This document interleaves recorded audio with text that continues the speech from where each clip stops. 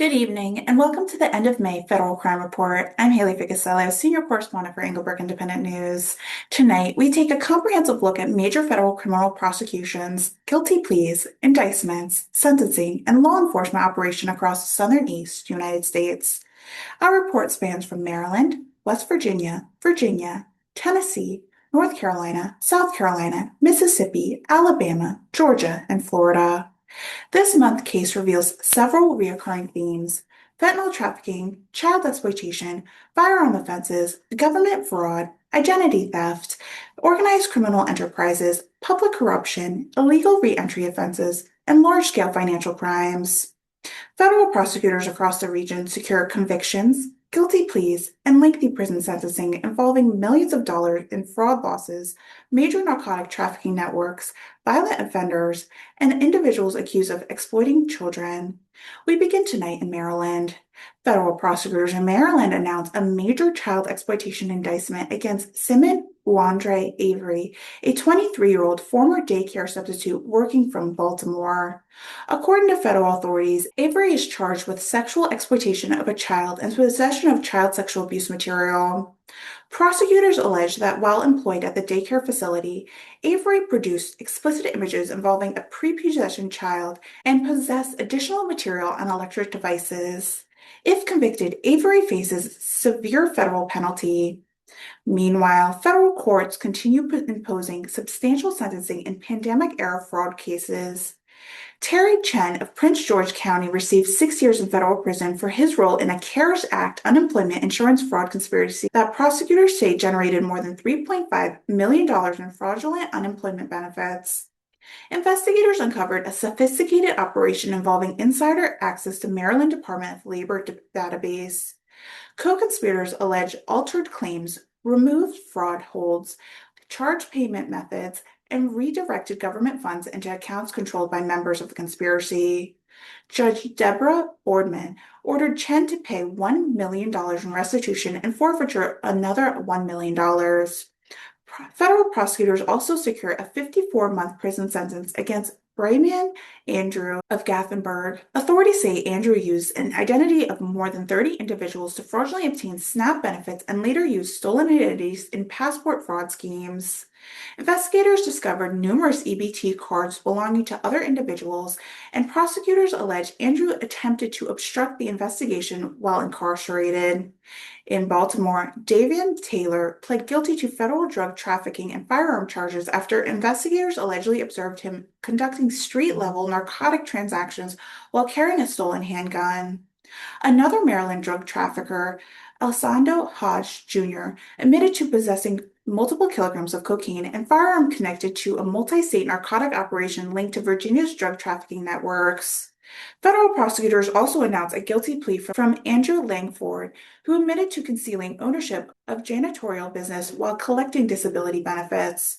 According to court records, Langford improperly received more than $270,000 in Social Security disability payments while operating business and earning substantial income.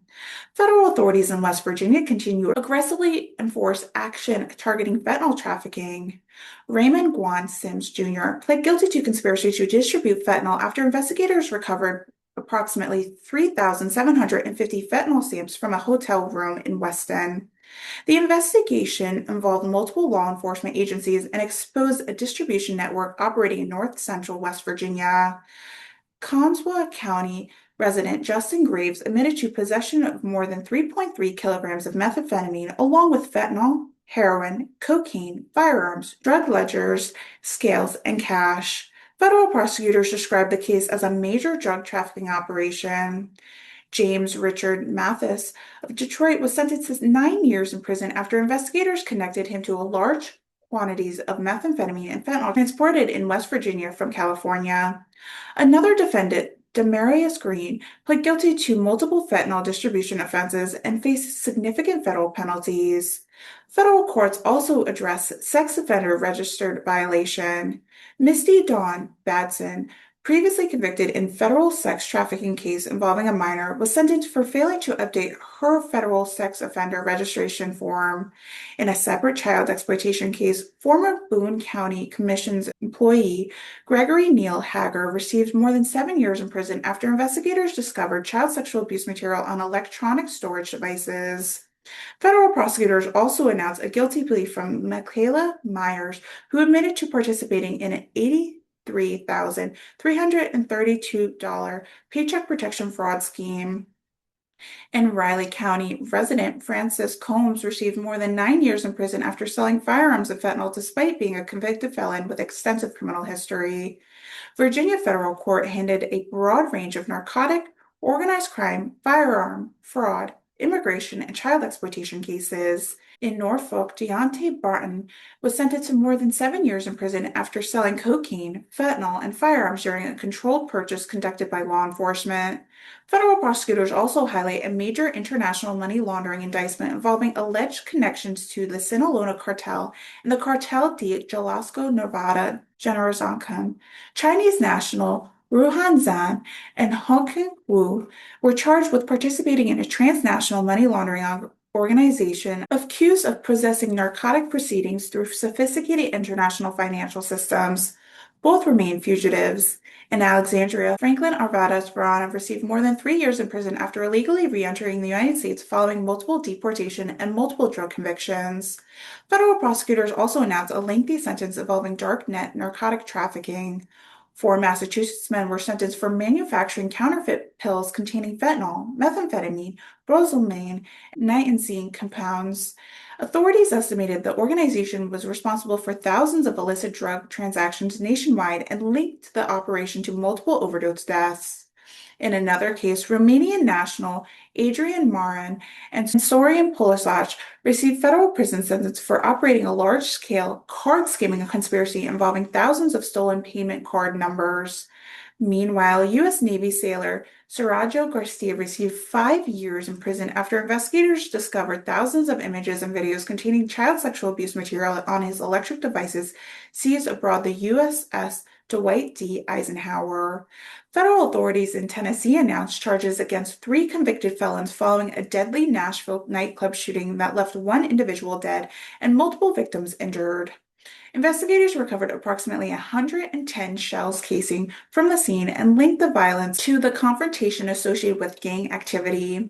In another major case, federal prosecutors unsealed an indictment against Zachary Sweeney of Columbia, Tennessee. Authorities allege Sweeney participated in child sexual exploitation crimes connected to a violent online extremist network that targeted minors through coercion, blackmail, self-harm, manipulation, and sexual exploitation. Federal officials describe the allegation as amongst one of the most disturbing child exploitation investigations currently underway. In West Tennessee, Michael Furcher received 40 years after being convicted of producing and possessing child sexual abuse material involving an autistic child. Evidence presented at the trial established years of abuse and hundreds of exploitive images. Federal prosecutors also secured a guilty plea from Simon Arthurwaite in connection with a $27 million investment fraud and Ponzi-style scheme involving People Equity Group. In North Carolina, a federal judge sentenced Naro Sudel to 35 years in prison after a jury convicted him in connection with a multiple murder-for-hire plot. Authorities say Inam attempted to hire individuals to kill multiple intended victims while already incarcerated and awaiting sentencing prior matter. Federal prosecutors also highlight ongoing threat-related prosecutions throughout the Eastern District of North Carolina involving threats against public officials, private citizens, and government institutions. One of the most significant cases involves Kenneth Maurice Quick Jr., who was convicted on multiple charges including murder, narcotic trafficking, and obstruction of justice. Federal prosecutors allege Quick murdered 2 victims and later discussed witness intimidation while awaiting trial. In Wilmington, Anton Vernon received a mandatory 15-year sentence after being convicted as an armed career criminal. Gerard Brimmer received more than 12 years in prison after distributing fentanyl while armed and stored narcotics around young children. In Columbia, South Carolina, federal prosecutors announced a sentence exceeding 16 years against Micah Green, whom investigators identified as a major methamphetamine and fentanyl supplier. Federal authorities also charged Rock Hill resident John Ballou with threatening the President of the United States through social media communication. Conroy resident Brian Cantney received nearly 12 years in prison after authorities repeatedly found him in possession of firearms and narcotics despite prior felony conviction. Federal prosecutors also announced more than $7.9 million in civil settlements involving alleged misuse of Paycheck Protection Program funds. Several companies agreed to resolve allegations that they falsely certified eligibility for pandemic-related relief loans. In Charleston, federal authorities continue prosecution connected to former magistrate judge James Gonzalez child sexual abuse material investigation. John Badger Thorpe pled guilty to conspiracy and distribute charge involving child sexual abuse material. Another defendant, Hector Martinez, received 20 years in prison after targeting child through social media and coercing them into producing sexually explicit material. Federal courts in Mississippi announced multiple sentencing involving violent crimes, fraud, narcotic trafficking, and abuse of public trust. Emery Ketcher received a federal prison sentence after a knife assault occurred on Cowcha Indian Reservation. Ashley Jefferson admitted to stealing nearly $78,000 in SNAP benefits while working in a position that granted her access to recipient accounts. Federal prosecutors also secured a guilty plea for inmate John Andrews in connection with a homicide inside the Yazoo City Federal Corrections Complex. Levin Allen was sentenced for methamphetamine trafficking. Meanwhile, Darla Story received 37 months in prison after misappropriating more than $276,000 intended to support disabled Army veterans. In Alabama, a retired Air Force Major, Daniel Martin Brown, was indicted on federal child exploitation charges involving multiple alleged victims over a period spanning more than a decade. Michael Mullen of St. Clair County received 5-year prison sentence after engaging in prolonged cyberstalking campaign involving hundreds of threatening communication directed towards former partners. Federal prosecutors also announced a guilty plea from Homero Ramos, a lawful permanent resident who admitted to voting in multiple elections despite not being a U.S. citizen. In Georgia, federal prosecutors in Atlanta announced the sentencing of Orville Andrews Purnell, an illegal alien wanted for murder in St. Lucia. Authorities say Purnell escaped custody twice overseas before entering the United States illegally and later being found in possession of a firearm. Former Atlanta housing attorney executive Tracy Jones was sentenced for housing assistance fraud, pandemic relief fraud, and mortgage fraud.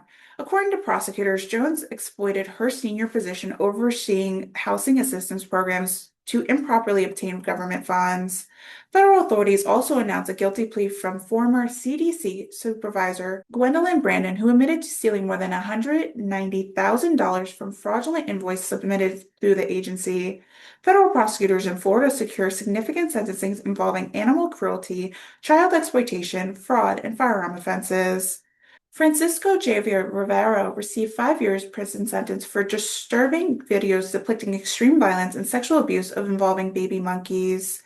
A federal judge described the material as evil and imposed an enhanced sentence intended to deter similar conduct. In Miami, Romano Aralo Salvaro received a 30-year prison sentence after attempting to sex traffic a 14-year-old girl in Colombia and producing child sexual abuse material.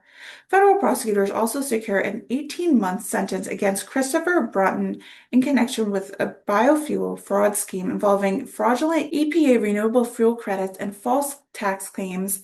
Meanwhile, federal authorities charged convicted felon Christian Bowie after he allegedly fired at a Fort Lauderdale police K-9 during a pursuit while unlawfully possessing a firearm. The case highlighted in tonight's report revealed the breadth of federal criminal enforcement across the Southern East. From fentanyl trafficking organizations and cartel-connected money laundering operations to child exploitation investigation, public corruption cases, pandemic relief funds, firearm offenses, violent crimes, and cyber-enabled financial schemes, federal prosecutors continue pursuing some of the region's most serious criminal cases. And these investigations continue moving through the federal court system. Anglebrook Independent News will continue monitoring major indictments, guilty pleas, convictions, and sentencing across the United States. For Englebrook Independent News, I'm Haylee Ficuciello. Thank you for joining us for this end of May Federal Crime Report. Good night and stay informed.